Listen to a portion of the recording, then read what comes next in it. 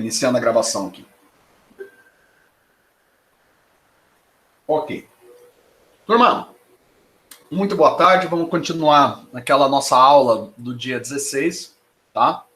E vamos continuar aqui falando, fazendo uma lista de exercícios, tá? São menos questões hoje que a gente vai resolver, mas eu vou ter um pouco mais de interação com vocês. A gente vai tentar ter mais interação, tá? Então eu quero que vocês, quando eu solicitar, quero que vocês podem abrir o microfone, tá? E vamos interagir, vamos conversar, tá? Para a gente poder definir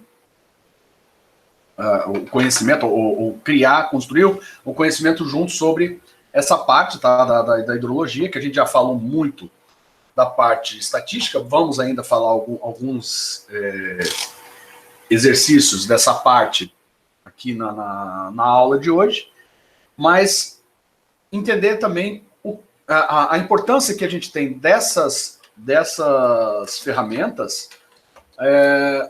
na hora de uma tomada de decisão, ou simplesmente para entender o porquê cargas d'água a gente precisa tomar algumas atitudes para evitar problemas extremos, né? Porque a grande verdade é, a gente trabalha com a parte estatística da hidrologia sempre olhando para os extremos, né? O normal não interessa para a gente quando a gente quer saber a disponibilidade hídrica de uma região, o quanto que a gente tem de água, mas quando a gente vai falar de outorga, quando a gente vai falar de enchente, quando a gente vai falar de problemas de seca, a gente quer saber dos extremos. A gente não quer saber da média. A gente quer saber quando que eu tenho excesso, pico de água, quando eu tenho falta de água, quando eu estou com mínimo, né? Então a estatística dentro da hidrologia é a ferramenta para isso. E é claro que a gente tem vários assuntos e várias questões de gestão, né?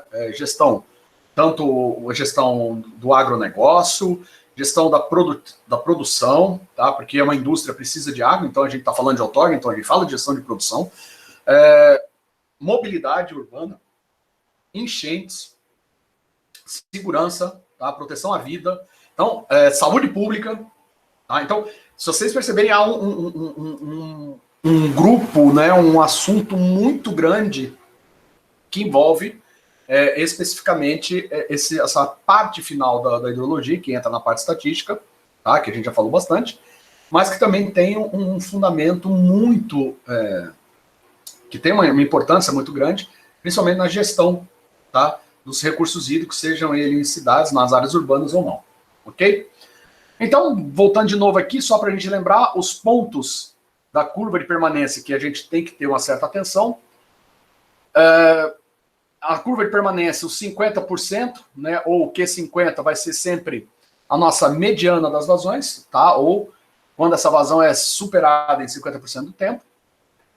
A Q90 é quando ela é superada 90% do tempo e é utilizada como vazão de referência pela maioria dos estados do Brasil, principalmente para outorga, regulação dos recursos hídricos, tá? Gestão dos recursos hídricos. A Q95, né, que é onde a vazão é superada 95% das vezes, já é mais utilizada para definir energia segurada para as empresas de energia, aquelas que produzem, né, através de hidrelétrica. Lembrando que alguns estados também usam a Q95, tá? Como vazão de referência para a outorga. Lembrando que se a gente for fazer um comparativo da Q90, Q95 e da Q710, a gente vai entender que do menos restrito para o mais restrito, tá? É 90, 95 e a Q710. Lembrando que a Q710 fica, e isso depende muito do corpo hídrico, da bacia, como que é o histórico de precipitação, mas varia entre 98,9%, 98% a 99,8%, ou seja, ela é muito mais restrita, tá? No quesito até de proteção ambiental, tá? Então, como a gente já viu por inúmeras vezes em vários, durante esse semestre nosso aqui de aula, quando a gente fala de vazão ecológica, a gente não tem uma equação para vazão ecológica, a gente acaba se baseando na vazão ecológica como uma vazão que é a remanescente da quantidade da outorga, né, de uma vazão de referência, né? Ou seja, eu tenho minha vazão de referência, e dessa vazão de referência eu defino quanto da minha vazão de referência eu posso outorgar, tantos por cento, e o que sobra é a nossa vazão ecológica. Ou seja, a gente acaba levando em consideração que a vazão ecológica seja esse pedacinho final, né, ou o que sobra da outorga. Então, quando a gente trabalha com isso, tá? Quando a gente trabalha com esse tipo de questão, certo? A gente acaba tendo uma visão um pouco mais, como eu vou dizer para vocês, uma visão um pouco mais ampla, né, quais são as vazões de referências, né, importantes para nós. Então vai depender também muito dessa situação, né, de onde a gente está. A gente sabe que Minas e Paraná trabalham com a Q710, alguns estados com a Q95, o nosso estado aqui trabalha com a Q95 e a grande maioria com o Q90, tá? A outra importância da curva de permanência ela é útil para diferenciar comportamento de rios e avaliar efeito de modificação, como desmatamento, reflorestamento, construção de reservatórios, extração de água para usos consultivos. De que forma que a curva de permanência passa a ser útil para nós aqui? Ela passa a ser útil para nós, nesse conceito de diferenciar comportamento de rios, quando a gente tem uma curva de permanência antes e depois da intervenção. Tá? Antes do desmatamento e depois do desmatamento, ou antes do reflorestamento e depois do reflorestamento, antes do reservatório e depois do reservatório. Isso serve como uma guia para saber se as políticas aplicadas estão dando resultado. Tá? Imaginem vocês que percebe-se ou adota-se que há necessidade de fazer um reflorestamento nas margens de um determinado corpo hídrico para que melhore a carga de água, ou seja, aumente a quantidade de água, né, no meu corpo hídrico, ou seja, eu consiga ter crescer uma vazão no meu corpo hídrico, diminuindo um pouco a evaporação do meu corpo hídrico, tendo um menor carregamento de material sólido suspensos para o meu rio, que vão acarretar também numa diminuição no meu nível e, consequentemente, vai também aumentar a evaporação. Então, será que o reflorestamento vai ajudar a aumentar o nível do lençol freático que reabastece o meu rio? Ou seja, aquelas minhas vazões mínimas, né, aquelas da Q60, 70, 90, eu vou conseguir subir esse nível? Eu vou garantir uma melhora nisso? Como é que eu vou saber disso? Curva de permanência. Eu tenho uma curva de permanência antes, faço a aplicação, a gente sabe que isso deve ajudar, e aí a gente verifica se só essa implantação já serviu para alguma coisa. Tá? Então eu vou avaliar as duas curvas de permanência e vou dizer, olha, a implantação do reflorestamento ali, pô, foi uma boa, melhorou bastante o meu patamar, então eu acho que valeu a pena. Tá? Fazendo aqui um desenho rápido só do que eu estou falando aqui para vocês entenderem. Tá? Então, imagine aqui, eu tenho aqui minha curva de permanência. Antes do reflorestamento, depois eu tenho uma outra. Após esse florestamento. Então, o que eu posso entender é que vamos supor que aqui seja a minha Q50. Tá? Ou seja, até a mediana ali, ou seja, até a Q50, olhando a Q50 da curva de permanência. Tá? Olha, até a mediana ali das minhas vazões, houve uma melhora, tá? Manteve-se igual, não houve nenhuma modificação. Porém, há uma elevação da quantidade, ou seja, se aqui eu tinha uma vazão de 5 e aqui eu passo a ter uma vazão de 10, eu estou aumentando a capacidade hídrica do meu corpo, do meu rio, e dessa forma eu consigo uma vazão melhor. ou menor, consigo aumentar a quantidade de água que pode ser outorgada ou melhorar a qualidade ambiental do meu corpo hídrico. Tá? Então, essa é uma das importâncias da gente usar a curva de permanência como uma análise posterior ao empreendimento que a gente fizer. Tá? E para que serve eu regularizar uma vazão? Tá? Então a gente falou tudo isso, né? Mas qual que é o papel de regularizar uma vazão?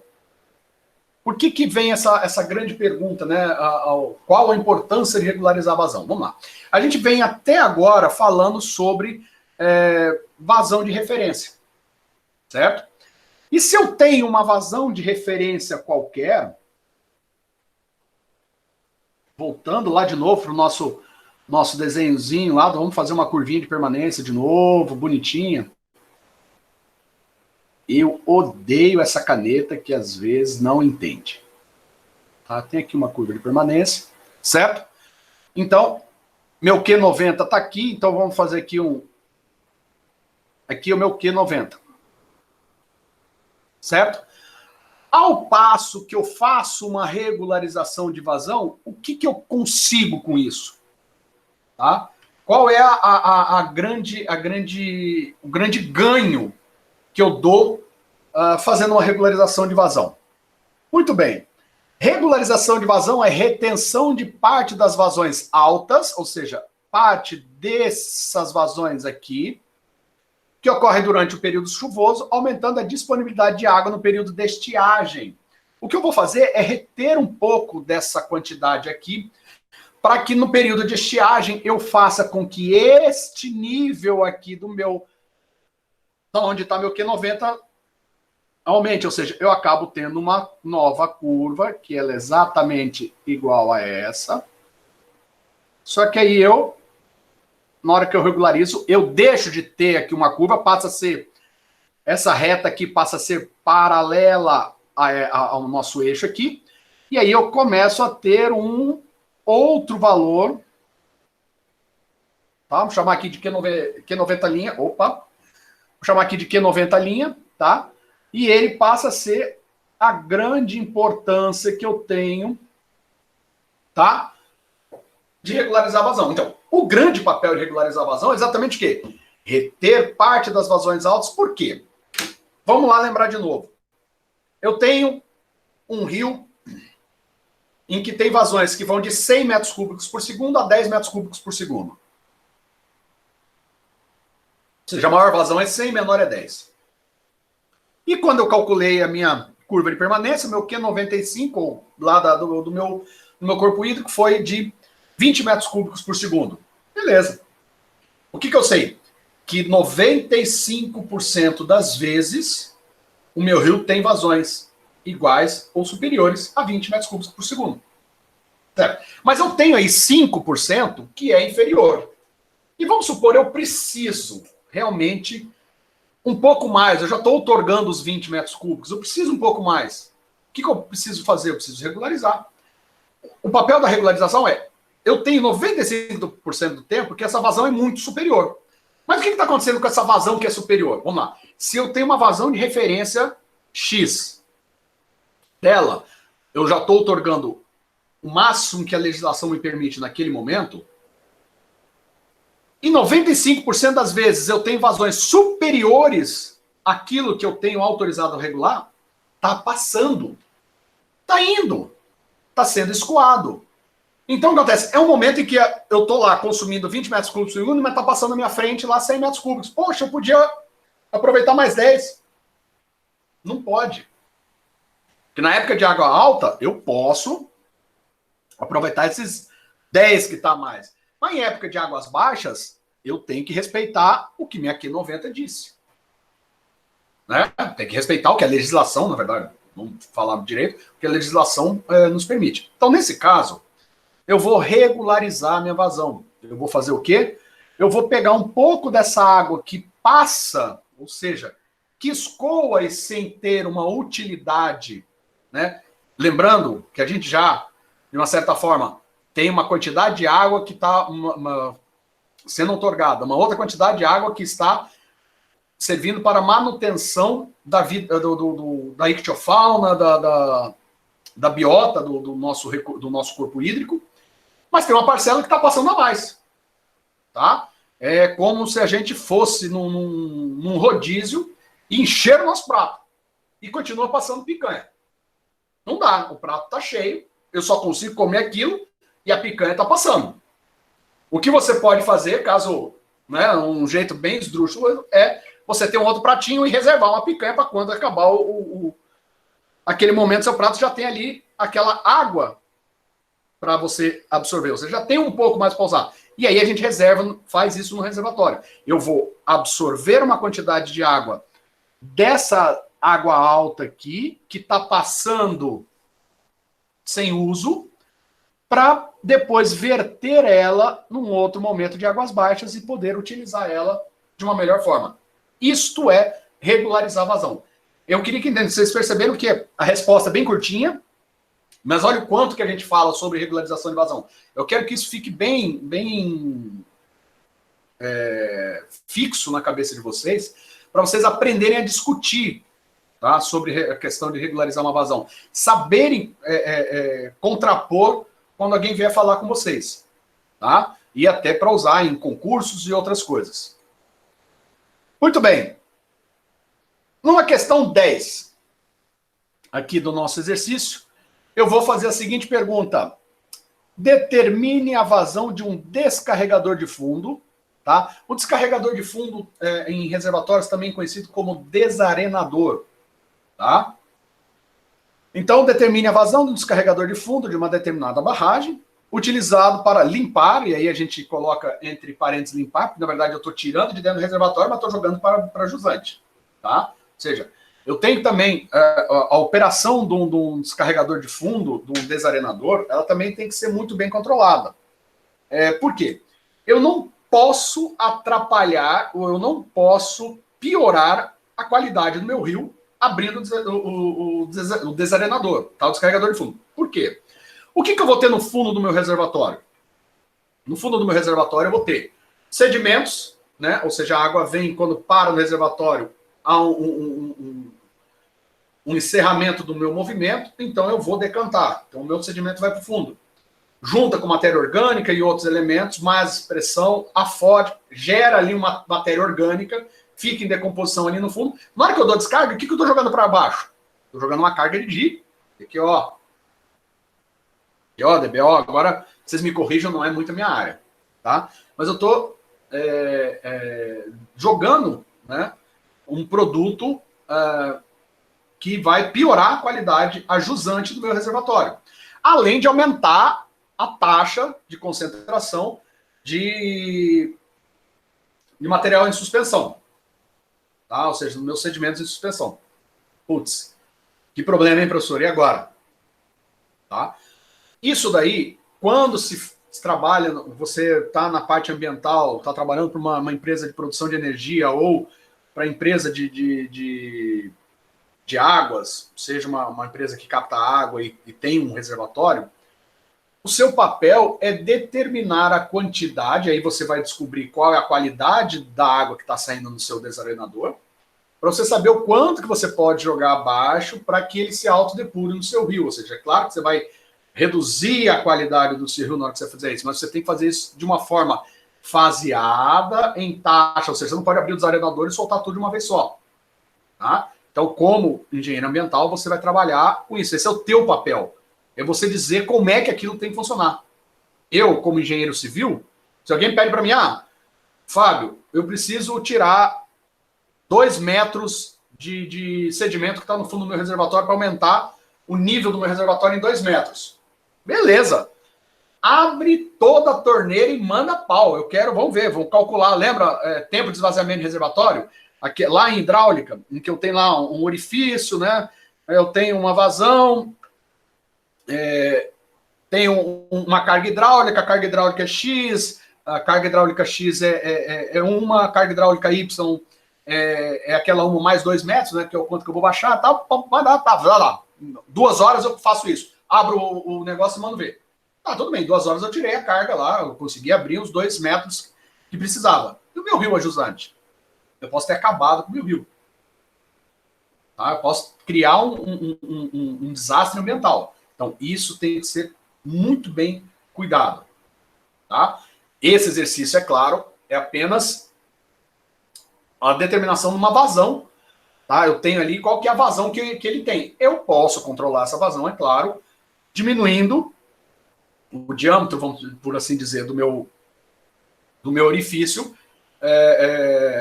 Com ele todo aberto, eu vou estar com o meu diâmetro total da tubulação. Eu vou fechando, é como se eu reduzisse o diâmetro do meu bocal. Tá? Então não é nenhum bicho de cabeça, mas aqui é só para vocês entenderem, é um exercício apenas misto de hidráulica com hidrologia, mas que serve para vocês entenderem também quais são as implicações de se ter ou de se fazer, né,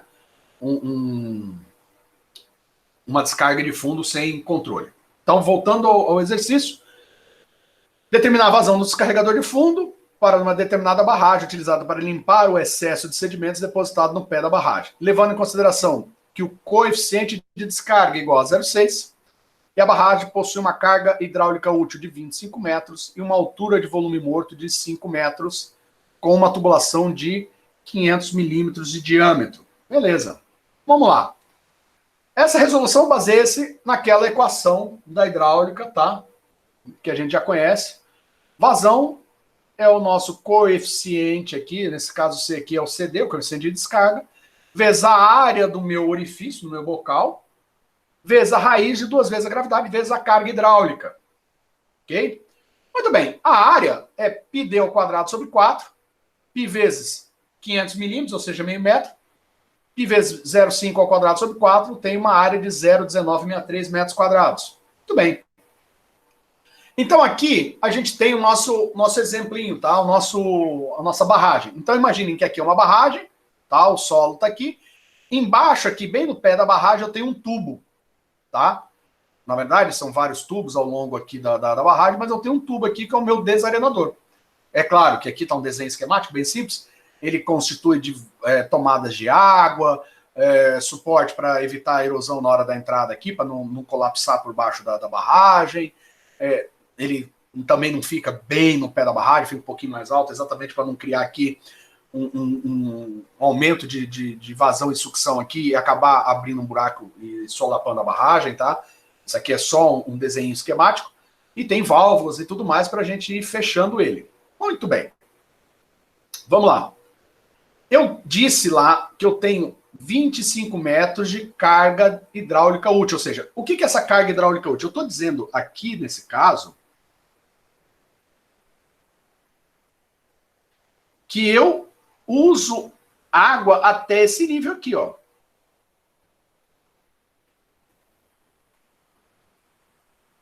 Tá? Daqui para baixo é o que a gente chama de volume morto.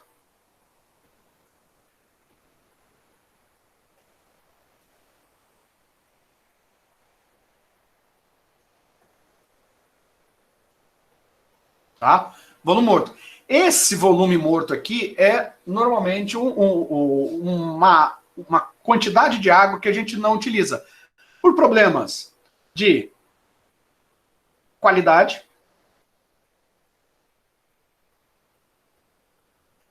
excesso de sedimentos, tá? E é por essa razão que a gente raramente, tá? Ou seja, baixa qualidade, excesso de sedimentos.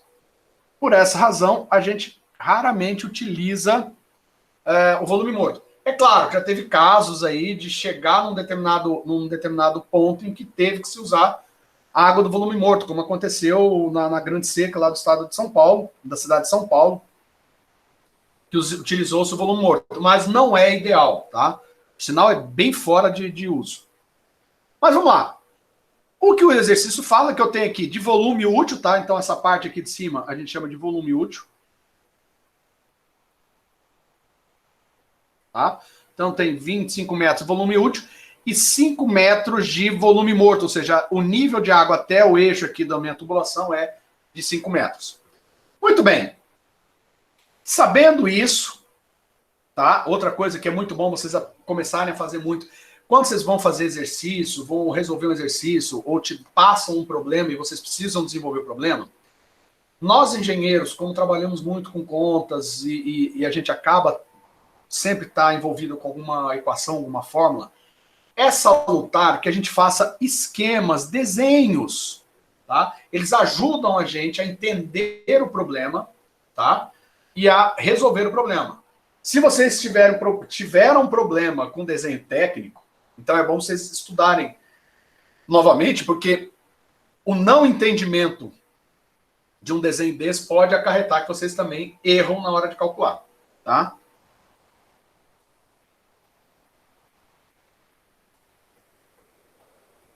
Vamos dar aqui a primeira palavrinha. Eu esqueci, né?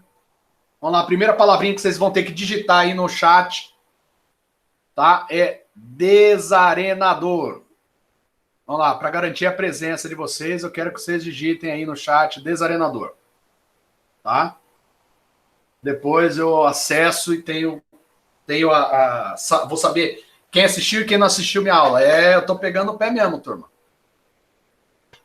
Tô dando uma de professor chato aqui, mas tem que ser, tá? Tem que ser porque, infelizmente, não adianta muito, tá? Eu falo e tá acontecendo em demasia, tá? Pessoas se conectam nas aulas, deixam conectado, desaparecem, vão para outro lugar, vão para a sala, vão cozinhar, vão passear, sei lá o que vão fazer, e voltam depois e desligam, tá? Então isso aqui é só para eu saber quem é que tá e quem é que não tá na aula, só isso, tá? Eu vou fazer várias perguntas e aí depois eu dou a presença e não. Ah, professor, eu estava na aula, dei uma linguezada, não entendi muito bem o que o senhor falou e não escrevi a palavra. Não tem problema. Assiste o vídeo depois, né? Assim pelo menos você vai assistir a aula. Olha que coisa boa. Você assiste a aula, pega a palavra e manda para mim por e-mail. Aí está resolvido, eu dou a presença para vocês. Simples, né? Não é nem um bicho de sete cabeças, não. Vamos lá. Já tem as informações, ou seja, calculei aqui. Vazão é o coeficiente de descarga vezes a área, vezes a raiz de 2 vezes a gravidade, vezes a carga hidráulica. Calculada a área, eu tenho aqui o meu coeficiente de descarga, que é 0,6, ou seja, já de cara eu sei que o meu coeficiente de descarga é 0,6. Sei qual é a minha área, fica faltando só o quê? A minha carga hidráulica. Lembrando que a carga hidráulica é isso que a gente tem que tomar um cuidado. Quando a gente faz o desenho aqui, a gente acaba percebendo o quê? A carga hidráulica é volume útil, pá, bate na cabeça, vai lá e usa a carga hidráulica 1,25. Cuidado, a carga hidráulica não é os 25. A carga hidráulica, lembra lá, vai do centroide, né, lá de hidráulica, vai do centroide da minha tubulação, no meu bocal, tá? Esse aqui pode ser tubo curto ou bocal, pode ser considerado bocal, pode ser pelo diâmetro dele, a gente considera um bocal, tá? Então a gente vai estar usando essa equação aqui, ou um tubo curto ainda acaba caindo nessa equação aqui, tá? Mais um bocal do que um tubo curto. Tubo curto já é outro cálculo. Mas vai do meu centroide, do meu bocal, até o nível. Então é 25 mais o volume morto. Então aí eu tenho a minha equação. Vazão é 0,6 vezes a área, né? Coeficiente de descarga, vezes a raiz de 2 vezes a gravidade, vezes a carga hidráulica. Lembrando, ó lá, 25 mais 50, 30. Daí eu tenho que minha vazão é de 2,85 metros cúbicos por segundo. Tá? E isso daí é mais ou menos também uma taxa que vocês vão usar. Vamos lá. Então, essa é a vazão com ele totalmente aberto. 2,85 metros cúbicos por segundo. Tá. Você vai e faz uma estimação. Você faz uma estimação o quê? Você vai lá, põe um barquinho aqui em cima. Né? Vamos supor, o seu... Você sabe, na construção da barragem, que aqui tem 30 metros. Aí você começa a fazer uma prospecção. Vem com um barquinho aqui, né? Tentar desenhar um barquinho, hein, turma? Não sei se vai ficar uma coisa muito boa aqui, tá? Para com o seu barquinho aqui, vou fazer até um barquinho à vela, que é mais bonitinho, e faz uma prospecção. Mete aqui um guincho hidrométrico e coloca aqui um lastro. Certo? Tendo aqui um lastro no fundo, você tem essa altura aqui, né? Qual que é essa altura aqui? Você verifica qual que é a profundidade que está. Vamos supor, na construção da sua barragem, essa era o nível aqui de 30 metros e você foi lá medir e deu 28 metros. Então você já sabe que 2 metros foram perdidos. E provavelmente é sedimento. Se você tiver um lastro muito pesado, ele até vai começar a enterrar no meio da lama, tá? Ou do sedimento. E isso é bom para você saber o que está acontecendo. Tá? Às vezes até usar um ADCP, tá? Porque aí o ADCP vai lançar os feixes aqui para dentro do seu reservatório e ele vai mostrar lá no gráfico dele, na hora que ele fizer o perfil, né? O ADCP ele faz um perfil, vamos supor, do seu reservatório e ele mostra uma área assim, meio acinzentada aqui, que é mais ou menos uma área de sedimento, uma área que ele ainda meio prospecta, tá? Mas não é ainda o solo firme. E aí você já consegue também avaliar qual que é o tamanho disso aqui, tá? Então vamos lá. Aí você já tem uma área, a área do seu reservatório, ou seja, imagina que aqui esteja o seu reservatório, tá? Fazer um reservatório bem simplesão. Você tem uma área aqui que você quer aumentar o nível, você sabe que é tanto, você já sabe aí o volume de sedimento. Então aí você já sabe, se eu abrir o meu registro, né, se eu abrir o meu desarenador, eu tenho uma taxa de 2,85 metros cúbicos por segundo, isso vai levar tantas horas para evacuar todo esse sedimento. Faço também uma coleta, vem aqui com o meu barco, faço uma coleta aqui de amostra desse meu sedimento para saber qual é a qualidade dele, tá? Para eu saber o quanto que eu vou poder. E, olha, eu não posso soltar nessa taxa aqui de vazão. Eu tenho que diminuir porque o meu rio aqui, a taxa de vazão para essa DBO,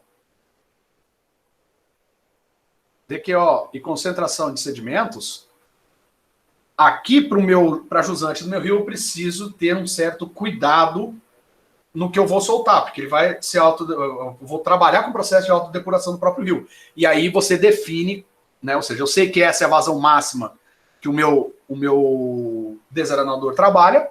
Vou, é claro, verificar aqui se eu posso jogar, de repente até pode, mas vamos supor que eu não possa, eu vou definir uma nova vazão e aí eu também defino o tempo que leva para eu deixar o meu desarenador aberto, tá? Ou trabalhar por batelada, ou seja, uma vez por semana, durante os próximos 3 meses, eu vou abrir tantas horas, porque eu dou aquela carga de má qualidade ao meu rio leva um tempo para se recuperar, e eu volto a fazer isso, tá?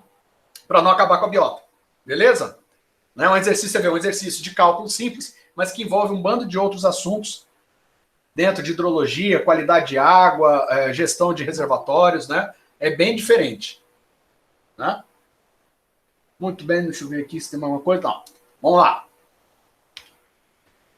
Questão 11. Faça a particularização do ciclo hidrológico para áreas urbanas. Tá. O que seria essa frase? Particularização do ciclo hidrológico para áreas urbanas. Turma, quando eu falo de particularizar ciclo hidrológico para áreas urbanas, é o seguinte: o ciclo hidrológico no meio ambiente né, vocês já viram lá no começo de hidráulica geral, é um conceito, certo? Mas quando a gente vai para áreas urbanas, o ciclo hidrológico ele sofre algumas alterações. E são essas as alterações que eu quero que vocês falem sobre, tá? Discursem sobre, ok? Então eu vou falar, aqui é bom, legal que as próximas questões, algumas sim, outras não, mas elas vão dar um certo embasamento, tá? Para a nossa questão, para que a última questão, que é que vocês vão participar, se torne importante, tá? Então vamos para a primeira parte da particularização num ciclo hidrológico em áreas urbanas. Então, primeira coisa, o desenvolvimento urbano altera a cobertura vegetal, provocando vários efeitos que alteram os componentes do ciclo hidrológico natural. Com a urbanização, a cobertura da bacia é alterada para pavimentos impermeáveis, na sua grande maioria, e são introduzidos condutos para escoamento pluvial, tá? Ou seja, eu vou pegar tudo que chove e vou acabar trabalhando, colocando em condutos, tá? E gerando as seguintes alterações. A primeira alteração é redução do volume de infiltração no solo. O que isso causa? Vamos lá. Se eu tenho num solo comum, e isso daqui também ocorre não só na área urbanizada, mas também em áreas naturais, onde eu tenho produção agrícola, tá? Onde tem produção agrícola. Em áreas naturais, eu tenho um solo descompactado, e onde, na hora que ocorre o meu escoamento superficial, uma boa parte do escoamento superficial percola no meu solo, porque a água ela não caminha dentro das partículas. A água caminha entre os vazios das partículas. Então, só está descompactado, eu vou conseguir percolar mais água, tá? Infiltrar mais. O que acontece? Quando eu compacto, eu diminuo esses vazios, eu reduzo substancialmente essa infiltração, tá? E aumento o meu escoamento superficial. Para as áreas não urbanas, a gente tem isso acontecendo, por exemplo, na criação de gado, tá? Por isso que a gente toma muito cuidado em criações criações de animais, evitar que se criem corredores de caminho. Tá? O que é corredor de caminho? A gente tem que fazer as rotatividades no pasto, exatamente, esse é um processo, um dos processos que ajuda, para que o gado, vamos dizer, quando ele descobre onde tem água, ele vai lá na água, bebe e volta. O problema é que não é assim, cada um vai de um jeito. Não, todo mundo, né, vai seguindo um líder. Aí vão andando, vão criando os trilheiros e ali vão compactando o solo e vão evitando a infiltração naquilo ali, aumentando o escoamento superficial e propiciando a erodibilidade daquele solo. Tá? Nas áreas urbanas, a gente tem aonde isso? Isso acontece quando a gente abre um loteamento. Porque antes mesmo de eu meter asfalto no loteamento, eu faço as ruas. Normalmente eu cascalho as ruas e compacto. Fica com rua com barro, suja as casas, mas eu já estou compactando, ou seja, eu já estou dificultando a infiltração. E também acontece da gente ter que refazer toda vez as ruas não asfaltadas, não pavimentadas, exatamente por essa questão. Aumenta o escoamento superficial e por aumentar o escoamento superficial, eu acabo, de uma certa maneira, ajudando na erosão. E é isso a gente vê nos bairros onde não tem asfalto. Por que todo mundo pede asfalto nos bairros onde não tem asfalto? Porque a chuva vai aumentar o escoamento superficial, vai propiciar a erodibilidade daquele material, vai arrancar o material e vai criar valetas, vai ficar intransitável. Quando você asfalta, você está tirando o poder da erodibilidade. Não toda, é claro que a gente tem os buracos nas cidades que são exatamente causados por esse processo de erosão. Tá?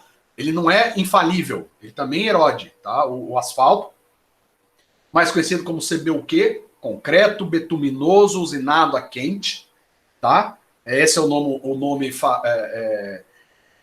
vamos dizer assim, original, né? O nome de engenheiro do asfalto, tá? É CBUQ. Ele também tem uma parcela de erodibilidade, ele também se erode, ele não é 100%. Tá? Então, esse daqui já é um dos problemas. Tá? Outro problema, olha só, eu tenho aqui duas áreas, tá? Uma área antes da urbanização e uma área após a urbanização. Então, antes da minha urbanização, eu tinha evapotranspiração, interceptação vegetal, um escoamento superficial relativamente reduzido, um escoamento subsuperficial grande e um escoamento subterrâneo também mais ou menos na mesma taxa do escoamento superficial, um pouquinho menor. O que isso está dizendo?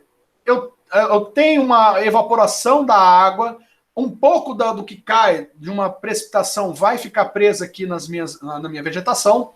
Há um escoamento superficial, mas que por eu não ter muito solo nu, ter uma grande maioria aqui de vegetação e tudo mais, eu não vou causar erosão e ele vai percolar aqui muito naturalmente, com uma certa velocidade reduzida, até porque o solo vegetado, ele dá uma segurada na velocidade, então eu evito que ele chegue num corpo hídrico com maior velocidade. Eu tenho um escoamento superficial grande, ou seja, eu estou ajudando a alimentar os meus lençóis freáticos, ali os primários, né, os primeiros, os mais superficiais, e ajudo também na manutenção do nível dos meus corpos hídricos, mas é claro, como eu estou passando por um leito poroso, que é o solo, minha velocidade também é reduzida e, consequentemente, eu mesmo alimentando, ou seja, eu consigo fazer com que meus corpos hídricos mantenham um nível mais alto por mais tempo, né? Ou seja, não tem aquela variação de águas altas e águas baixas tão grande, né? Porque eu tenho essa alimentação do superficial e além do escoamento subterrâneo. A partir do momento em que eu faço uma urbanização, muito da interceptação vegetal deixa de ocorrer. Não que ela não ocorra, mas ela passa a ser uma taxa tão ínfima, tá? Na maioria das cidades. Esse é um caso à parte para Campo Grande. Tá? Campo Grande aqui é considerada uma cidade, uma das cidades mais urbanizadas do Brasil. E por essa razão tem bastante vegetação, então a gente até tem aí uma interceptação vegetal relativa. Mas ainda assim não é como um solo natural. Né? Lembrando que se você pegar uma quadra, né? Então vamos lá. Na hora que eu tenho aqui, essa aqui uma área antes da urbanização e aqui uma mesma área após a urbanização. Só que aí eu vou ter que foi feito loteamentos.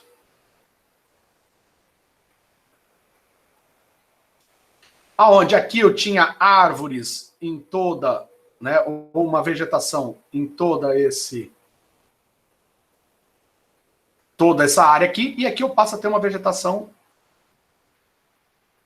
No caso aqui, a gente está falando de Campo Grande, né, que a gente até tem isso.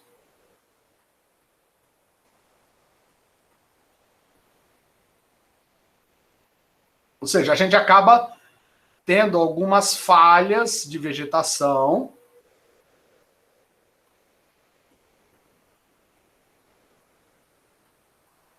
E por isso diminui substancialmente a minha interceptação vegetal. Tá? O meu escoamento superficial aumenta, tá? Sobremaneira. Por quê? Eu vou estar com solo compactado, pouca vegetação, eu estou dando velocidade, ou seja, estou diminuindo a infiltração e dando velocidade para o meu corpo hídrico, para o meu escoamento superficial. O meu escoamento subsuperficial diminui substancialmente, porque exatamente se eu não estou mais infiltrando, não tem mais aqui. Os corpos hídricos nas regiões urbanas passam a ter uma variação muito grande entre águas cheias e águas baixas. Exemplo clássico. Vamos lá. O córrego Prosa, perto do shopping Campo Grande. Nas águas baixas, quando não há chuva, você tem ali 25, 35 centímetros de água de nível. Durante uma chuva mediana, sem ter uma inundação, eu tenho ali 3, 4 metros. Olha o quanto, 10 vezes mais, 15 vezes mais o tamanho, o nível d'água que eu tenho em águas baixas para as águas altas. Ou seja, o volume é muito maior. Exatamente porque ocorre isso daqui. E eu não estou alimentando meu corpo hídrico mais durante um período muito maior com o escoamento superficial. Uma outra questão aqui, tá? Então, olhando aqui, 3 relações, tá? Eu tenho florestas, áreas residenciais. Deixa eu apagar esse aqui, ficou feio. Florestas, áreas residenciais, áreas cultivadas e áreas urbanas. Esse C é o coeficiente de runoff, né? Vocês lembram disso? Em áreas florestadas, eu tenho aí de 10 a 20% de escoamento superficial e de 80% a 100% de escoamento, de infiltração. Quando eu vou para um residencial, tá? E aí, residencial, eu tenho algumas árvores, alguns parques, né? Seriam mais ou menos como estaria parecendo um pouco Campo Grande.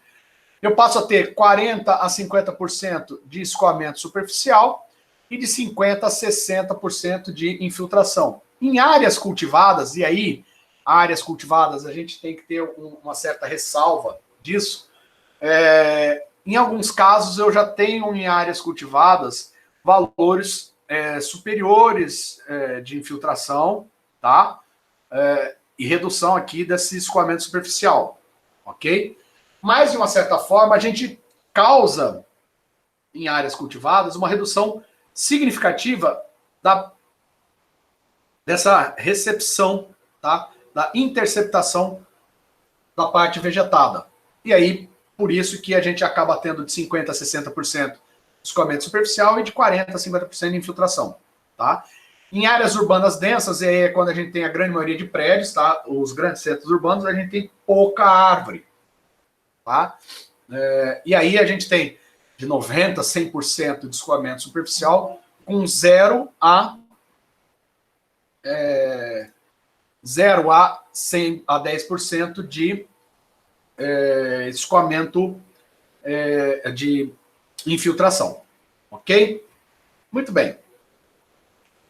Continuando aqui.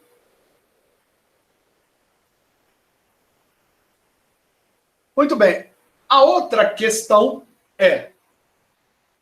Então, na primeira particularização, a gente falou, né, da questão do nosso... do escoamento. A segunda coisa que a gente fala é o volume que deixa de infiltrar fica na superfície, aumentando o escoamento superficial. Além disso, como foram construídos condutos pluviais para escoamento superficial, torna mais rápido o seu escoamento, com redução de tempo de deslocamento e vazões máximas, tá? Antecipando, nesse caso, picos de vazão. Essa é a grande porcaria na urbanização, tá?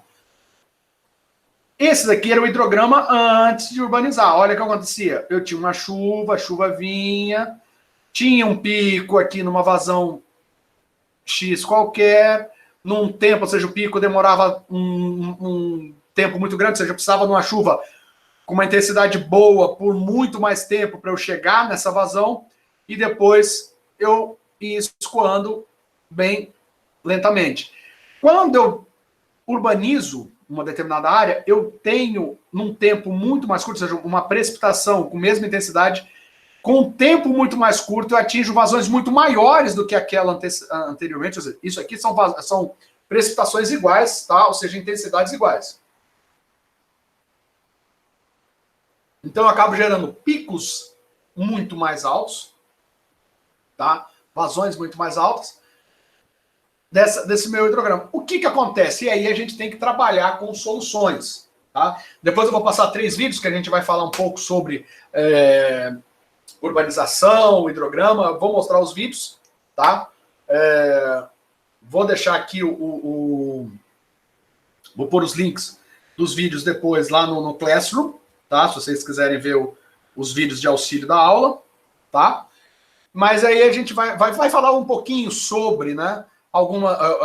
Sobre as questões de inundação, que são as mais preocupantes para as áreas urbanas, algumas soluções, ou o que a gente pode estar fazendo para minimizar isso, ok?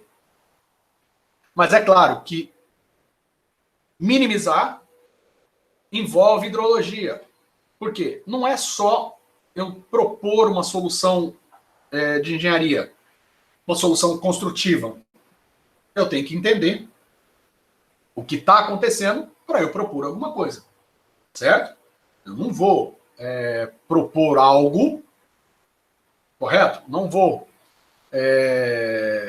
fazer uma obra sem entender. Então, o papel da hidrologia é exatamente isso, é a gente entender um pouco o nosso sistema, né, como que está ali, para a gente poder fazer uma proposta plausível.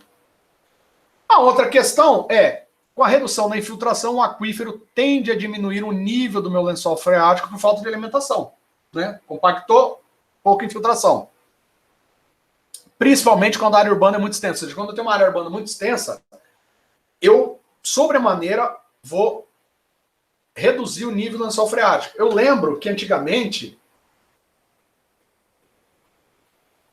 em Campo Grande, na área central, vamos dizer assim, de Campo Grande, você fazia um poço aí de 10 metros, você achava água.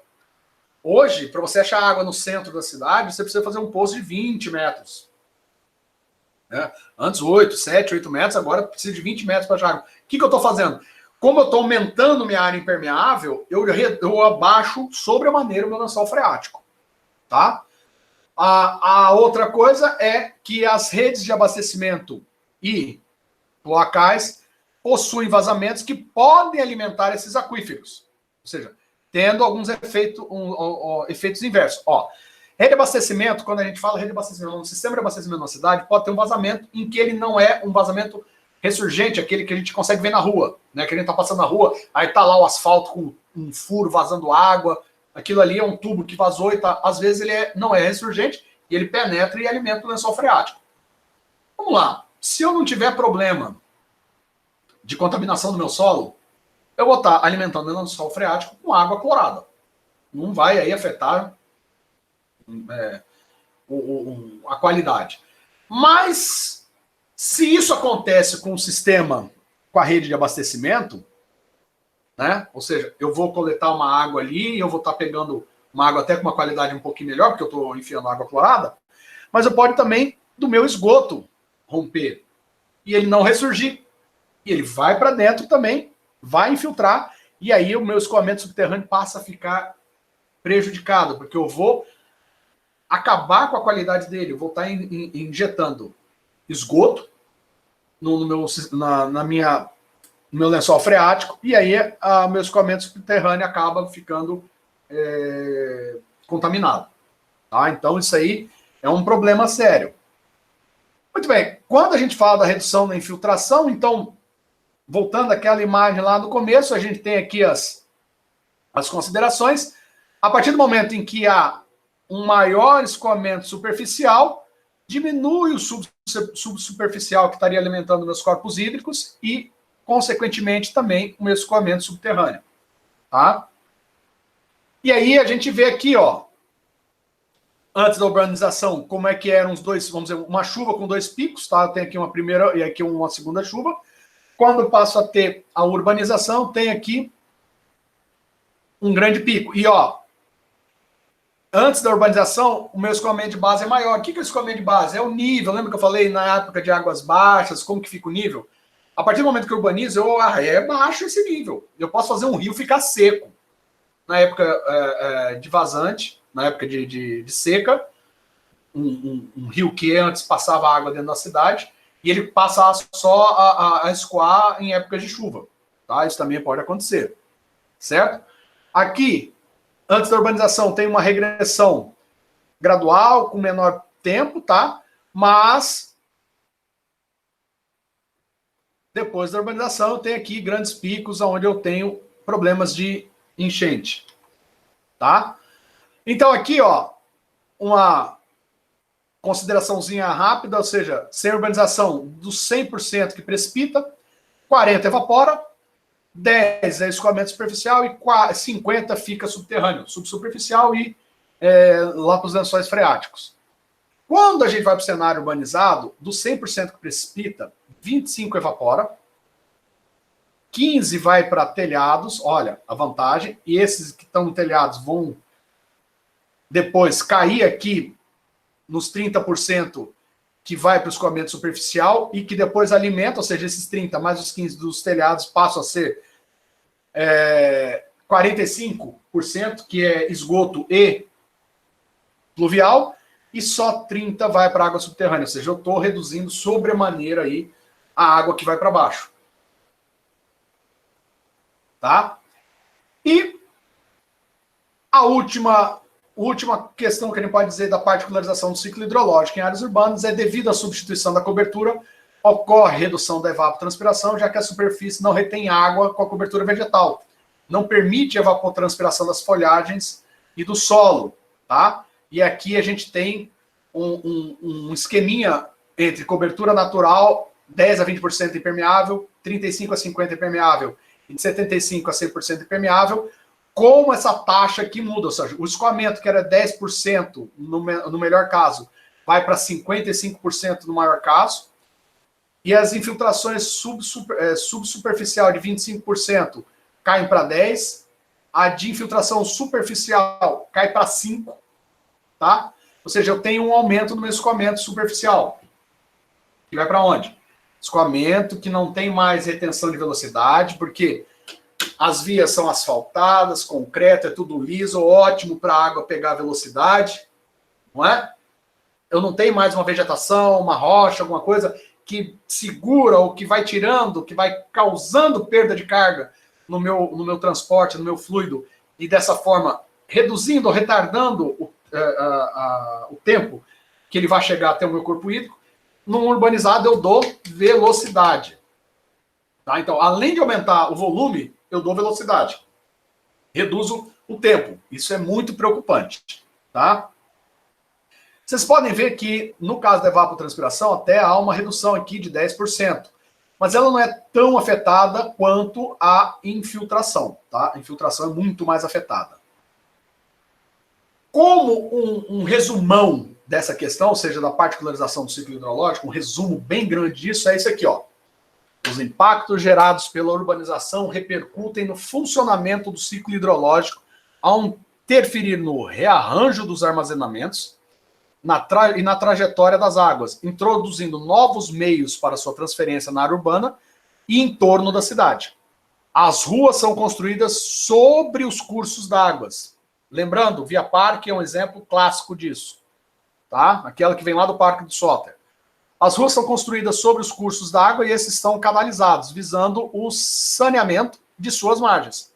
Assim, justificamos que esquecemos que todo o ecossistema agregado ao rio faz parte do nosso meio, do nosso cotidiano e da nossa história.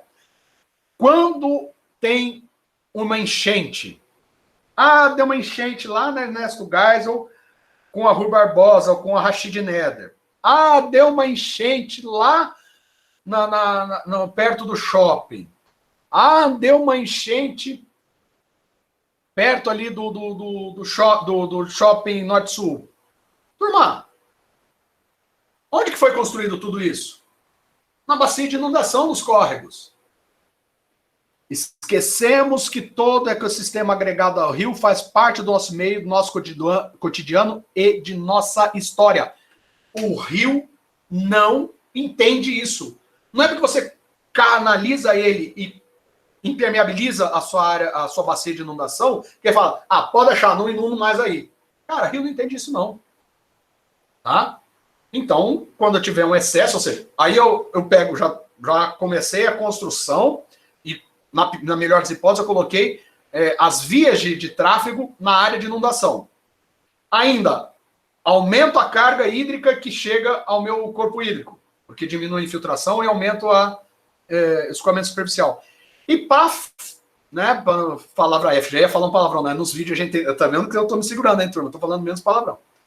E para F+, né, eu tô acelerando a água no tempo, o tempo que a água leva, o tempo de concentração, até o tempo que a água leva para chegar no corpo hídrico é muito menor. Ou seja, eu criei uma bomba e essa bomba estoura nos alagamentos. Tá?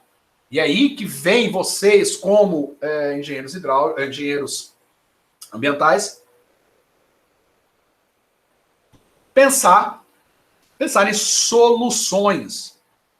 Então, o que vocês já perceberam? Na particularização do ciclo hidrológico em áreas urbanas, vocês já perceberam o grande problema está exatamente no processo de infiltração e no tempo de escoamento.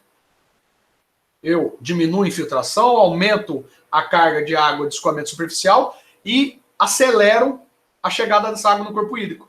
Então, esses são os 3 pontos principais que os senhores vão trabalhar para me dar uma solução. Entenderam?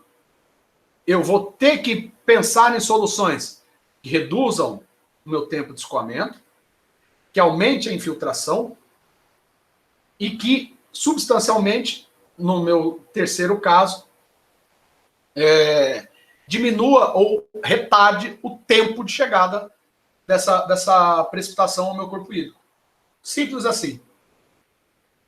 Não é tão simples, porque a gente acaba batendo aí com prefeituras, organismos políticos, principalmente, né? Turminha que a gente ama de paixão, né? Mas que na hora de executar, esquecem de contratar, esquecem de falar com técnicos, né? E acabam só pensando na área, quem é o amigo que vai tocar a determinada pasta da obra, e aí a gente vê as merdas acontecendo, tá? Não, vamos abrir lote, vamos meter asfalto, pô, vamos fazer bacia de contenção, vamos encher com piscinões, vamos aumentar, vamos dar redução de imposto para quem segurar essa água nas suas casas. Opa, diminuiu o quanto cai no meu bolso? Nem pensar. Aí tem inundação, gasto um absurdo, e o que normalmente as cidades fazem? Não seguem a regra clássica da engenharia ambiental ou da hidrologia, né? O professor Naboyashi fala muito isso. NIMB, not in my backyard. Não fazemos isso. A gente pega o problema e passa para jusante. Se tem uma cidade lá para baixo, ela que assuma isso. O not in my backyard é exatamente isso. Não pegue os seus problemas e coloque no meu jardim, tá? É como casos aí de cidades muito pequenas que não tem muita arrecadação e que são aí, que estão em volta de cidades grandes. O que eles fazem? Vamos fazer um consórcio, vamos construir e vou pagar para você uma taxa X para você receber meu lixo. Olha que legal, você não vai tratar. O que eles fazem? A cidade em si não trata o lixo. Na cidade pequena que está ali satélite, acaba tendo um grande lixão. E ela recebe só uma taxinha para receber aquilo lá. Olha, ó. Isso daí é não pensar no NIMBY, é não pensar no Not My Backyard. É pegar um problema de inundação, retificar rio e jogar para baixo. Exemplo do Norte-Sul. Aumentou a largura, retificou, beleza, agora não inunda mais no Norte-Sul. Beleza, já perguntou lá para as áreas ajusantes do Norte-Sul? Aumentou a inundação lá, turma. Dane-se, not in my backyard, não é no meu jardim, quero que se dane. Então, isso daí não é o que vocês têm que fazer. Vocês têm que propor soluções to help my backyard, para ajudar o meu jardim. Tá? É vocês que têm que fazer essa proposta de mudança. Ok? Vamos para a questão 12, mais uma questão de cálculo. Olha que coisa boa, vamos para os cálculos novamente. Na construção de uma usina hidrelétrica Nova Ponte, tá? Cuja duração foi de 5 anos, o rio Araguari foi desviado por 2 túneis escavados em rocha. Então, desviou-se aqui, tá? Fez um túnel aqui e desviou-se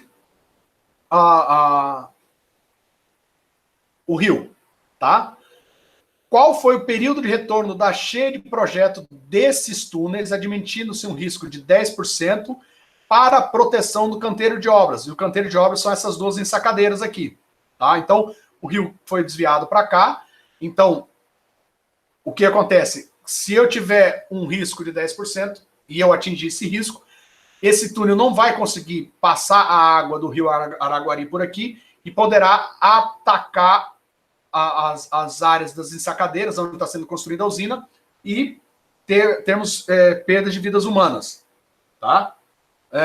Muito parecido como foi as barragens lá de Minas, tá? Um problema mais ou menos, não é bem isso, mas vamos pensar assim, ou seja, eu tenho gente trabalhando aqui nas ensacadeiras e eu quero saber aí qual é o período de retorno. Por quê? Em cima disso eu vou ter uma ideia qual o tempo que eu teria para executar essa obra. Então, muito bem, quando eu falo disso daqui, eu vou ter duração da obra, 5 anos. Vocês têm que aprender a captar essas informações. Duração da obra, 5 anos. O risco no meu RX é 0,10. Qual o tempo de retorno? Aí eu uso essa equação. O risco é igual a 1 menos, abre chaves, 1 menos 1 sobre o tempo de retorno. Na hora que eu substituo, ou seja, risco de 10%, 0,10. Meu tempo de retorno é o que eu quero saber. Meu TR deu aqui 47,6, aproximadamente 48 anos. É claro que para uma resposta, se você estiver calculando isso para Uma empresa, você deu 47,6 anos, baixa para 47, tá? Coeficiente de segurança não vai para 48. Então, esse é o tempo de retorno, ou seja, o risco de 10% de dar merda, de eu perder vidas, e vamos supor que para esse tipo de obra é um risco plausível, e quando eu falo plausível é porque é o custo da obra, isso envolve o custo da obra das ensacadeiras, o custo da obra de proteção das vidas humanas, a quantidade de gente envolvida, de repente os 10% me garante que eu vou ter alguma... Não é ideal, vamos lá, turma, não é ideal. Na verdade, é inadmissível que a gente pense em perdas humanas, tá? Então vamos supor que os 10% aí estejam ligadas a perdas materiais. Se passar dos 10% do risco, eu possa ter aí, eu consigo evacuar as minhas pessoas, mas eu não consigo tirar aí equipamento, obra, e aí o rio rompe, vai lá e estraga tudo, tá? Então é o risco que eu estou assumindo.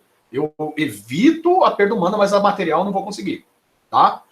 Então, nesse pensamento, o tempo de retorno é de 48 anos, ó. Então, se eu tenho uma previsão de obra de 5 a 10 anos, beleza. Tô respaldado. Tô sussa. Tá? Se eu reduzir mais esse risco aqui, se eu quero reduzir mais o risco, vai substancialmente, vai reduzir um pouco também esse tempo em anos aqui, e aí eu posso balancear um pouco mais, porque em cima do meu risco, né, é o que vai envolver também o gasto, quanto custa a minha obra. Próxima questão. Qual o risco que a usina de Itaipu falhe uma ou mais vezes, considerando que o projeto foi efetuado para um tempo de retorno de 10 mil anos e a vida útil aproximada da usina Itaipu é de 160 anos? Ah, professor, quer dizer que daqui a 160 anos a usina Itaipu vai ser desligada? Pode ser que sim, pode ser que não. Tá? Isso depende de processo de manutenção, depende se eles vão refazer reforço, tem toda uma matemática em cima disso, mas vai haver um momento que vamos ter que construir uma usina para substituir Itaipu. Tá? Itaipu tem aproximadamente 45 anos, tá? 40, 45 anos.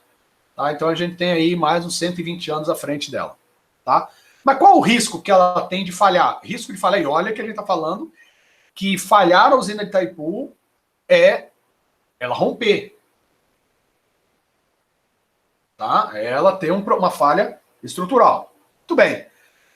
Usando a estatística, a gente tem que o tempo de vida útil da minha obra é de 160 anos. Qual o risco associado a isso? Para um tempo de retorno de 10 mil anos. Então, o risco é 1 menos 1 sobre o tempo de retorno elevado a n. Tá? Sendo n o tempo de vida útil da minha obra, tá? E esse TR aqui, o meu tempo de retorno. Na hora que eu aplico essa equação, eu tenho que o meu risco é de 1,58%. É um risco relativamente baixo, tá? Mas ele existe. Turma, não haveria condições financeiras plausíveis de se construir alguma coisa, tá? Porque aí o custo é exponencial. Se eu quisesse baixar de 1,58 para 1%, eu não ia aumentar o custo da obra em 0,58%. Eu poderia aumentar o custo em 50%. Tá? Eu não tenho esses dados, mas ele é exponencial. Então, eu tenho um limite para isso. Tá? Mas é assim que a gente calcula.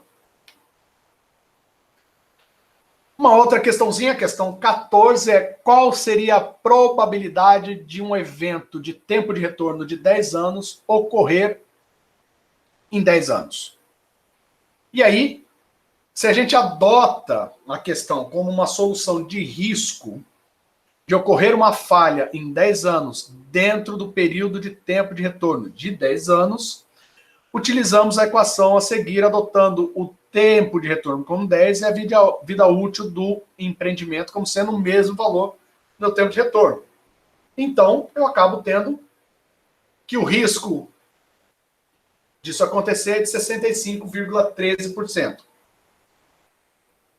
Porém, se a gente se aprofundar e levar em consideração que a solução desse problema pode ser definida pela distribuição binomial, a probabilidade de ocorrer o evento em T anos pode ser descrita como a probabilidade de nenhum sucesso em T anos, de acordo com essa outra equação aqui. Nenhum sucesso em tantos anos, ou T0, vezes P elevado a zero,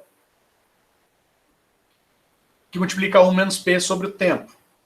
Onde o P é a probabilidade de sucesso, 1 menos P é a probabilidade de não ocorrer, ou seja, de fracasso. Então, a probabilidade de pelo menos um sucesso ocorra nesta equação aqui passa a ser essa aqui, tá?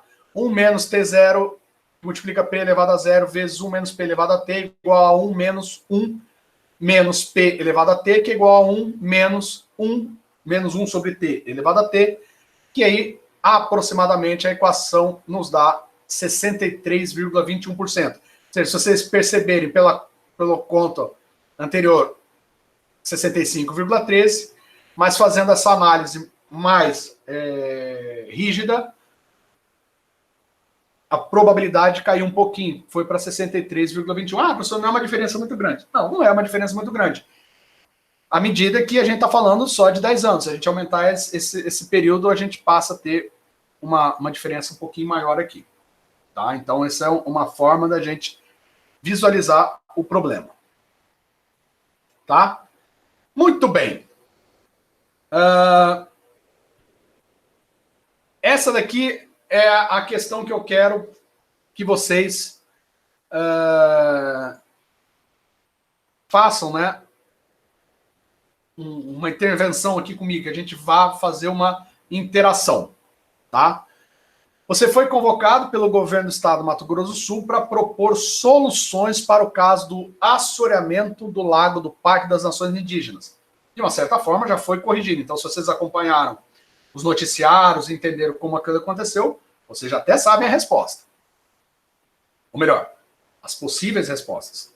E não se sabe se foi, na verdade, não foi feito tudo o que deveria ter sido feito. Tá? Eu quero que vocês discursem sobre as possíveis metodologias de coleta de informação, de análise e possíveis soluções a serem aplicadas para a solução do transporte de sedimentos na bacia e num processo de reparação do assoreamento do lago. Tá? Então agora eu quero que vocês abram, antes de abrir o microfone, a palavra agora para ganhar presença, vamos lá, é essa daqui. Vamos lá, digitem aí no chat. Vamos ver quantos que ainda estão assistindo, quantos já foram dormir. Esse negócio da aula online é dureza, turma. Né, a gente acaba esquecendo isso. Vamos ver se todo mundo dormiu ou se todo já está ainda aí. Perfeito. Vamos lá, turma. Vamos lá. Eu quero que vocês agora... Agora eu vou pegar essa mesma pergunta aqui e vou quebrar ela, tá? E eu quero que vocês podem abrir os microfones e a gente discutir isso. Vamos lá. Possíveis metodologias de coleta de informação. Quais seriam as possíveis metodologias de coleta de informação que vocês usariam? Georreferenciamento? Georreferenciamento 1, ótimo. O que mais? Lei de uso e ocupação do solo? Lei de uso e ocupação do solo. Ela não é muito... Bem, é uma coleta, ela vai servir mais na análise, mas vamos lá, eu preciso da lei.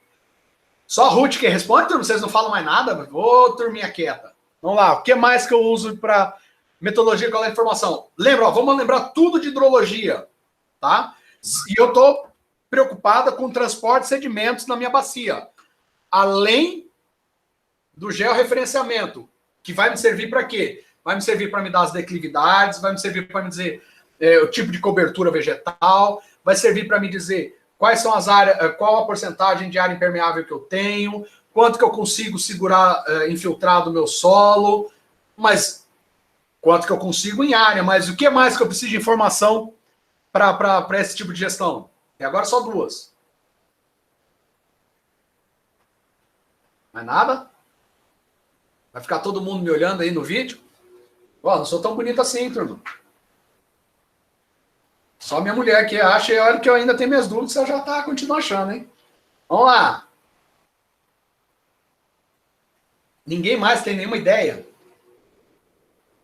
Visitas técnicas? Sim, mas as visitas técnicas, Fernanda, seriam para quê? Tá? É isso que eu tô...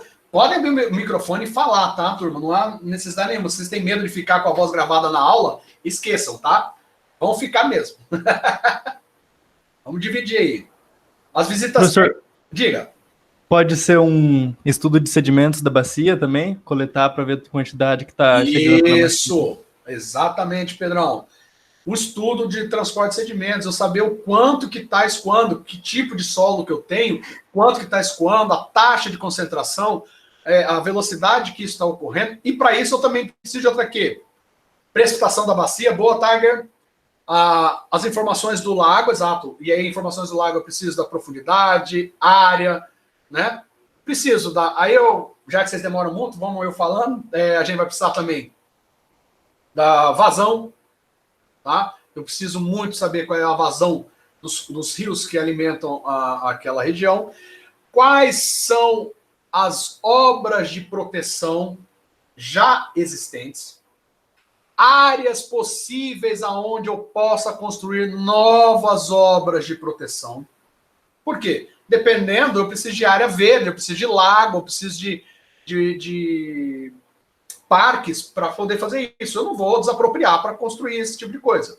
Tá? Então, olha como é importante. Um controle, conhecer a curva-chave dos rios ajuda? Ajuda, Jonathan. Claro! Claro que importa, é bom saber a curva-chave. Não só a curva-chave, mas também saber a nossa... Que a gente falou há pouco aí, a curva... Oh, meu Deus do céu. Vai falando tanto tempo na frente aqui no computador que escreve. A curva de permanência da bacia. Lembram lá? A importância de você ter o conhecimento, uma curva de permanência, para saber se eu posso reduzir, aumentar a minha vazão, o que isso pode ajudar. Tá? Isso também é importante. Ok? Então, esses são alguns dos elementos de coleta de informação. Análise, né? Quando a gente fala aí metodologia de análise, aí a gente vai para laboratório, tratamento de imagem de satélite, a gente tem até, hoje trabalho muito com Learning Machine, tá? Aprendizado de máquina, em que a gente coloca algoritmos computacionais dentro de um programa de geoprocessamento para ele definir para a gente área impermeável, possíveis áreas, o que é telhado, o que é vegetação, ou seja, fazer automatização de certos processos para que isso entre numa tabela que eu possa desenvolver uma equação matemática para definir se eu estou com uma bacia relativamente saudável, tá? Ou se eu tenho já alguns problemas de saúde, vamos por assim dizer, na minha bacia e que precisam ser tratadas. Agora, quais poderiam ser as soluções? Vamos lá, quero agora vocês propondo soluções.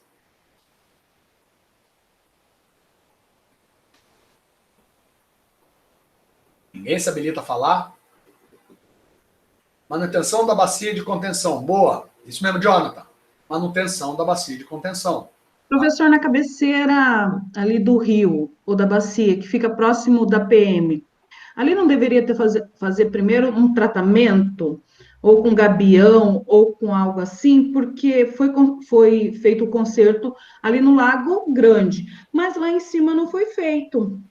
Tá, quando você fala da cabeceira, Ruth, você está falando ali do córrego Réveillon, certo? Isso.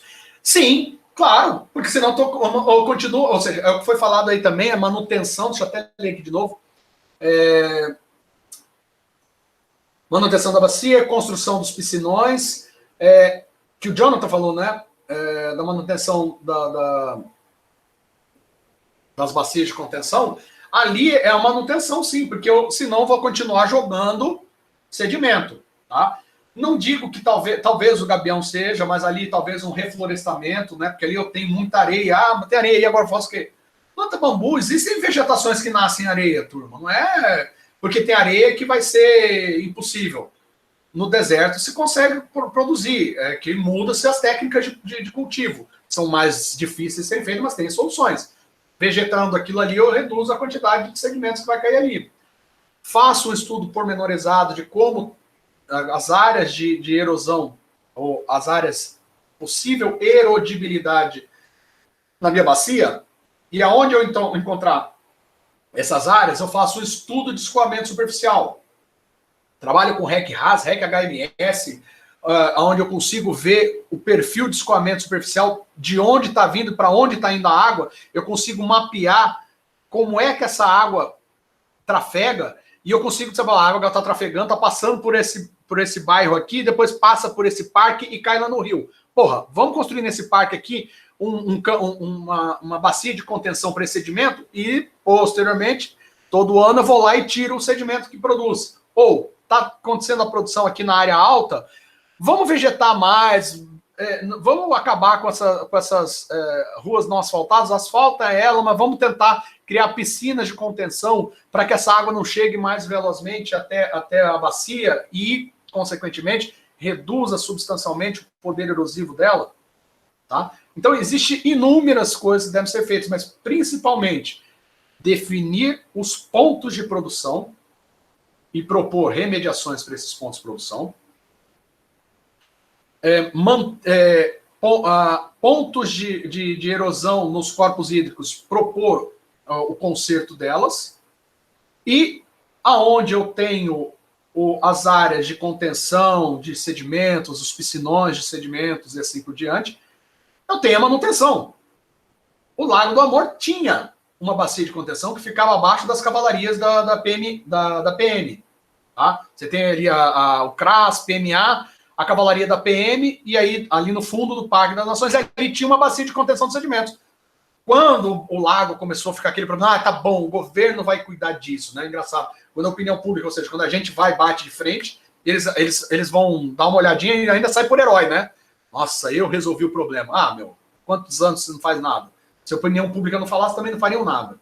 Aí quando foram olhar lá, a bacia de sedimento com sedimento até a boca, ou seja, a água vinha, passava ali por cima e continuava. Ali era o ponto em que todo ano eu ia com uma retro, retirava, fazia a dragagem. Beleza.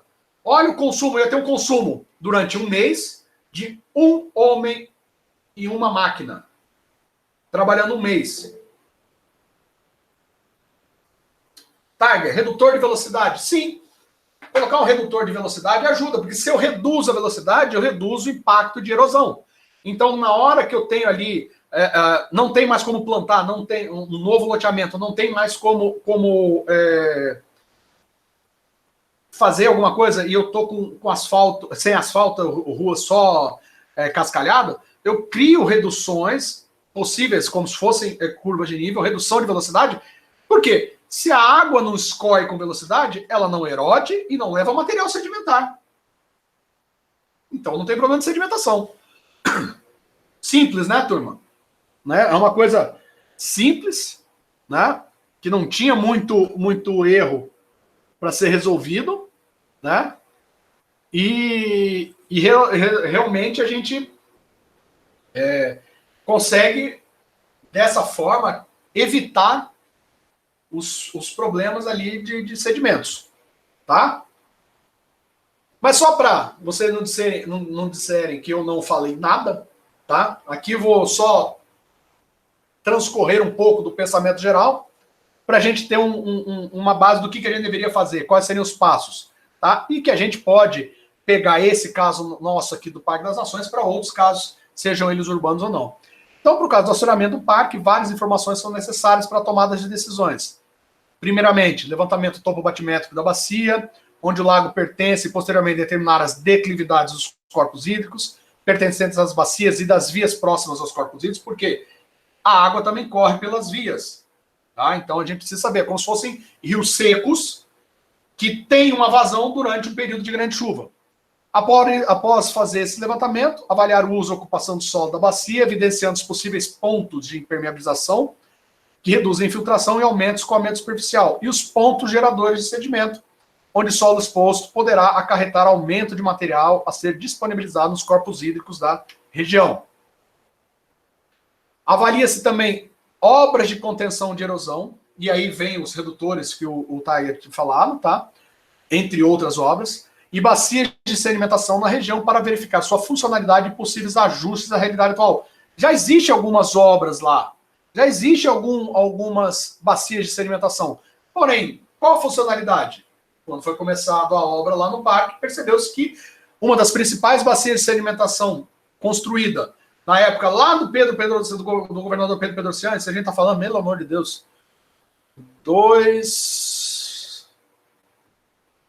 16, 30 anos atrás, aproximadamente, 32 anos atrás, porra, um tempo, hein?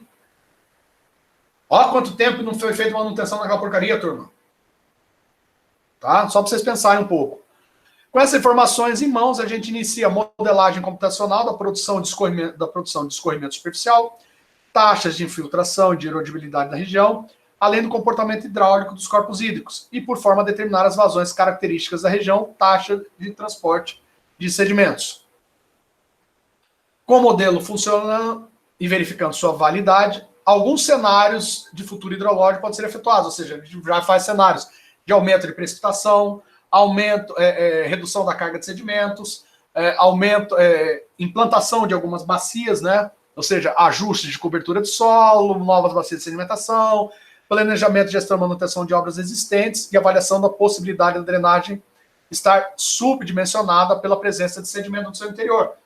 Foi verificado que boa parte da drenagem pluvial estava comprometida, tá, com sedimento. Então, essa água não entrava ali, enchia, caía num corpo hídrico ali no Réveillon e ajudava na erosão.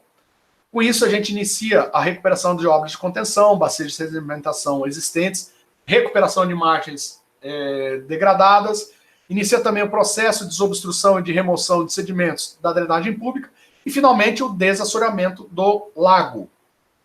Tá? Após isso, entrega-se um projeto de gestão e manutenção das bacias de sedimentação e da limpeza de drenagem pluvial para evitar futuros assoreamentos. Tá? Então, isso daí, mais ou menos, é uma toada que a gente poderia levar. Ok? Para finalizar, turma, vamos só dar uma olhada rapidinha em alguns videozinhos. Deixa eu ver aqui. Aqui. Vê se vocês conseguem ver aí. Tá vendo, turma?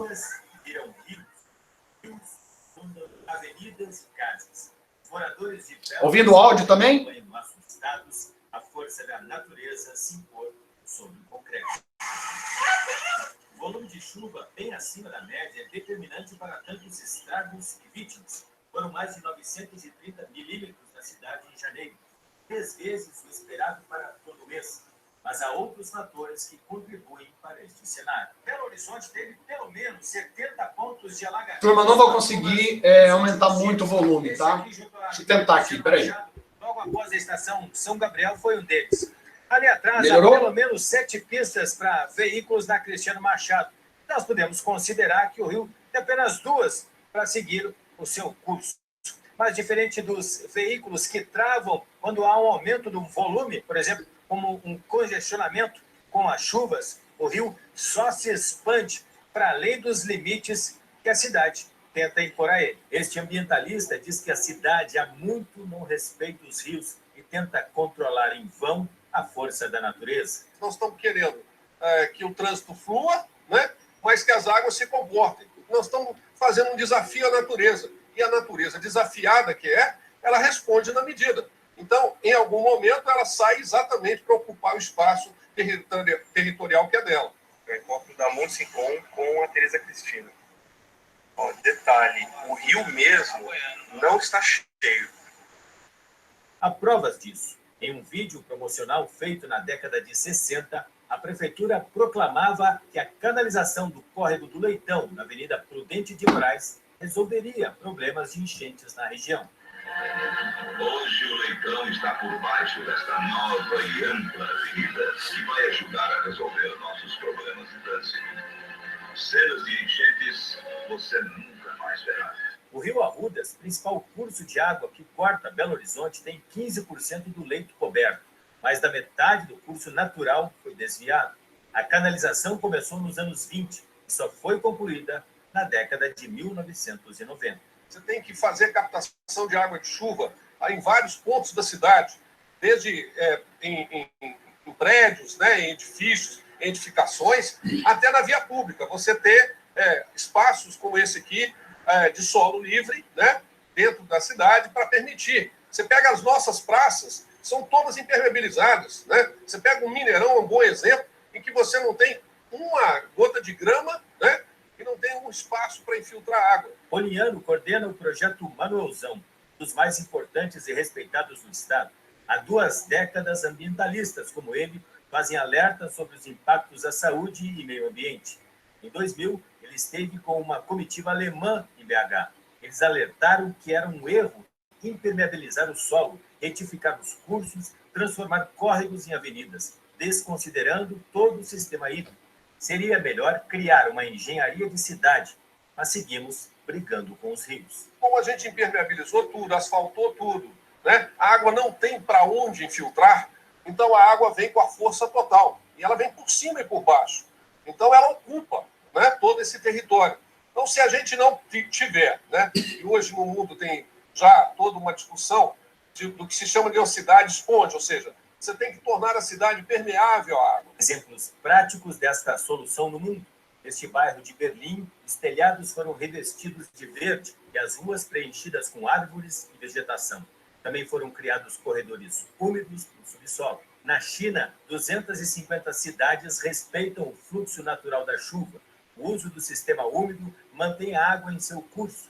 O projeto é desenvolvido por este professor da Universidade de Harvard, nos Estados Unidos. Infelizmente, essas coisas são muito dispendiosas.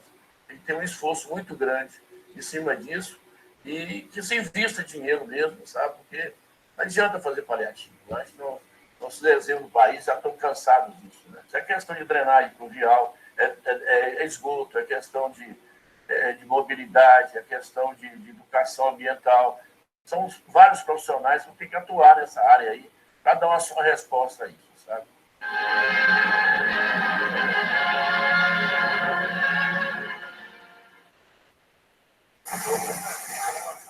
Como diz, né? O leitão ficou debaixo do solo. Né? Eu achei até sui generis isso. O leitão está debaixo do solo. Turma, então vocês estão percebendo, né? De certa forma, que há uma preocupação, ou seja, é necessário essa preocupação, tá? Em se manter a água, mas a gente tem que dar algumas soluções, tá? Cidades mais inteligentes, mais eco-friendly, né, como o pessoal gosta de falar, mas eu não posso também deixar de ter mobilidade, de aumentar o fluxo de carros. Infelizmente, as pessoas acabam morando. O único jeito de a gente evitar isso acabou a taxa de natalidade, ninguém mais tem filho e ninguém mais vem para a cidade. Isso é possível? Não. Então, a gente tem que adequar para o crescimento populacional e não fazer um crescimento desenfreado, tá? Aqui um outro videozinho, tá? Para vocês verem sobre o assunto. Ao longo dos anos, moradores de cidades desenvolveram várias maneiras eficazes de proteger-se contra invasores. Mas quando o inimigo é a força da natureza, nem sempre nos damos bem, especialmente porque a maioria das cidades estão situadas ao longo das costas e principais vias navegáveis. Em 1362, uma tempestade convenientemente chamada de Grande Afogamento dos Homens arrasou uma colônia de europeus, matando mais de 25 mil pessoas. Depois disso, locais de baixa altitude como a Holanda desenvolveram uma impressionante variedade de sistemas de defesa contra cheias, incluindo colinas, diques, valas, barragens, eclusas e bombas de água. E em meados do século XX, os holandeses começaram a construção de uma ambiciosa série de barreiras contra tempestades que estão entre os maiores objetos móveis já feitos pelo homem até hoje. Mas com a previsão de que o nível do mar irá aumentar em até 1 metro nos próximos 90 anos e mais 3 metros no século seguinte, é claro que mesmo os esforços dos holandeses não serão suficientes. E o perigo não se resume à Holanda. Cidades em todo o mundo enfrentam ameaças semelhantes, não só da elevação dos mares, mas também com o aquecimento das águas, que formam tempestades ainda mais fortes e assustadoras. Já que manter essa água longe pode não ser uma opção, o jeito é pensar fora da caixa. Inventores no Reino Unido criaram um concreto capaz de absorver até 600 litros de água por metro quadrado por minuto e canalizá-la para fora. Engenheiros holandeses estão desenvolvendo casas flutuantes e centros comerciais que se adaptam à subida da maré. E, quem sabe no futuro, as ondas produzidas por tempestades podem acabar fornecendo energia suficiente para abastecer uma cidade. A coleta de dados também ajuda na maneira com que cidades lidam com tempestades, ajudando a prever onde é mais provável que ela atinja e na organização de evacuações. A própria natureza também pode nos ajudar nessa. Restingas e manguezais em zonas entre marés podem retardar a entrada de água, reduzindo a altura e força das ondas em até 50%.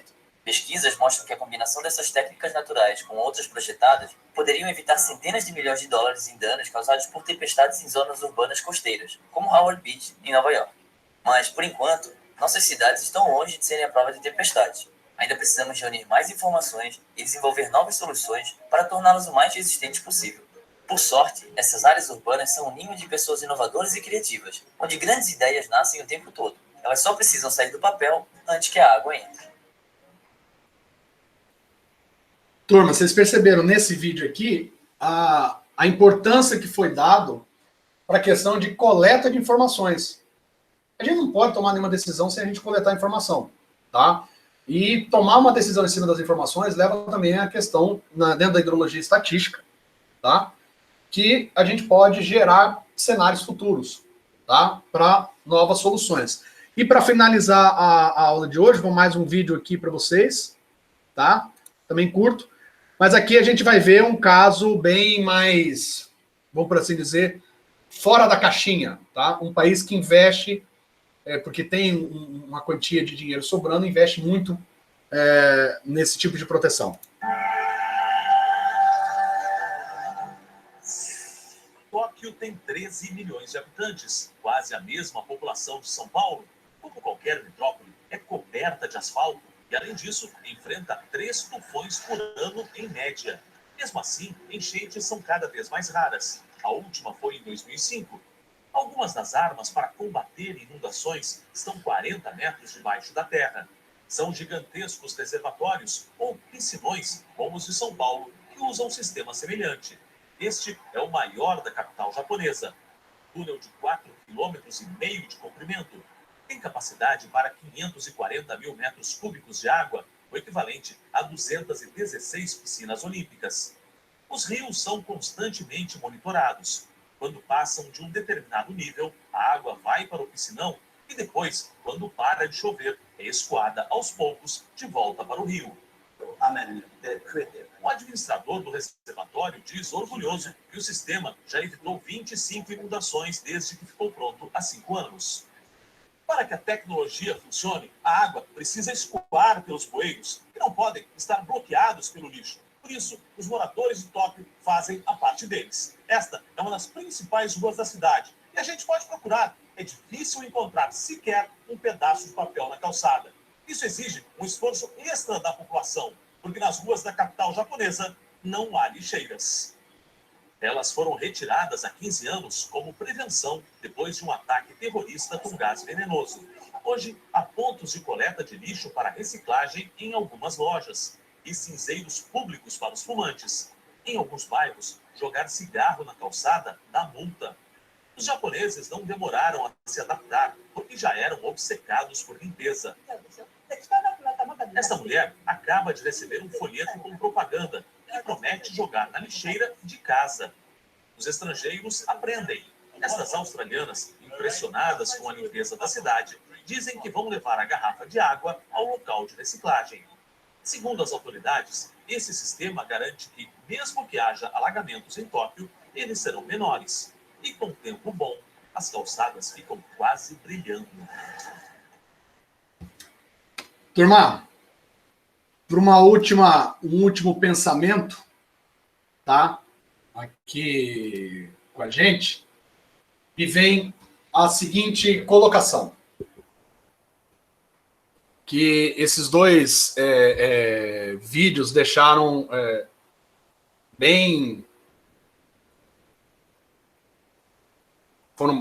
foram bem colocados. Educação. Tá? Além de materiais, de obras, de técnicas de engenharia, educação. Às vezes, até investimento em educação ambiental é válido para a gente evitar problemas de inundação. A hidrologia, ou seja, o que eu estou querendo dizer é que a minha disciplina não é uma disciplina solo, uma disciplina única. Ela está interligada em vários assuntos. E vocês têm que entender que isso ajuda a manter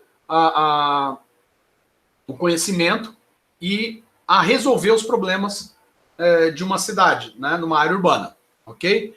E para a gente fechar como a última palavra mágica, antes da gente terminar a aula, para a gente marcar aqui a nossa lista de presença, fica sendo a palavra educação.